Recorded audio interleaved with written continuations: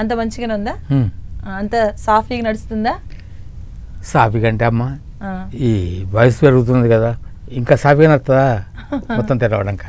అయినా కూడా మంచి ఫిట్ గా కనిపిస్తున్నాగా, మంచిగా తిరుగుతున్నా, ఫుల్ బిజీగా నడుస్తుందిగా. ఇంతకంటే ముందు టీచర్ గా పనిచేసిన కనుక అది అలా అలవాట్లు అలా కొనసాగుతున్నాయి.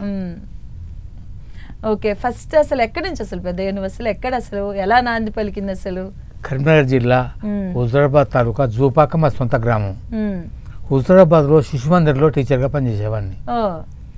ఆ శిశు మందిర్లో ఈ నాటికలు, ఏకపాత్ర సంవాదం, ఈ డాన్సులు నేర్పించడం ఒక సబ్జెక్ట్. అది తప్పకుండా నేర్పించాలి. అందుకు నేను ప్రముఖను. నేను టీచర్ని కూడా అందుకు ఎంపిక చేశారు. ఇక అట్లా రూట్లో నాటకాలు వేస్తుండేవాడిని.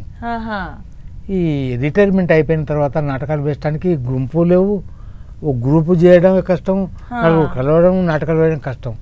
కనుక ఖాళీగా ఉంటుంటే ఒక మిత్రుడు ఉండి ఇక్కడ ఏదో ఈ సినిమా షూటింగ్లకు సంబంధించినటువంటి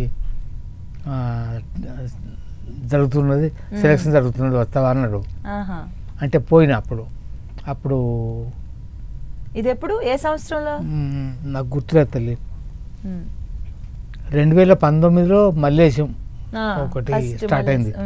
మల్లేశం కంటే ముందు ఒక సినిమాలో చేసిన, సగంలో ఆగిపోయింది. దాని తర్వాత ఒక మూవీ చేసిన, కొత్త పొరడు.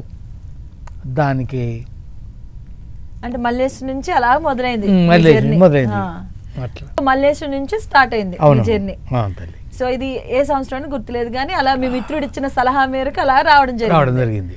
ఓకే, అక్కడి నుంచి వచ్చినప్పుడు అంటే ఎలా మొత్తం సినిమాకి అంటే ఫస్ట్ ఎలా సెలెక్ట్ అయ్యారు? నాటకాలు వేస్తుండేవాడిని. అప్పటి నుంచే ఉందన్నమాట మీకు 40 సంవత్సరాలుగా నాటకాలు వేస్తుండే. పౌరాణికాలు వేస్తూ ఉండేవారు. పౌరాణికాలు, సంఘిక నాటకాలు కూడా వేస్తుండేవాడిని. అట్లాగే ఈ నంది నాటకాలకు జడ్జిగా వెళ్ళాను.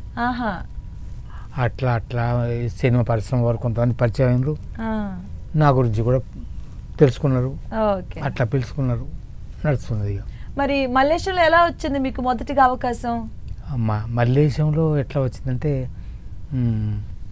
ఆ మల్లేశం డైరెక్టర్లు వాళ్ళు దానికి పనిచేస్తున్నటువంటి డిస్ట్రిబ్యూటర్స్ ఎవరైతే ఉన్నారో, పెట్టుబడిదారులు, వాళ్ళు అంతకుముందు నేను పనిచేస్తున్న చోట చూసినారు.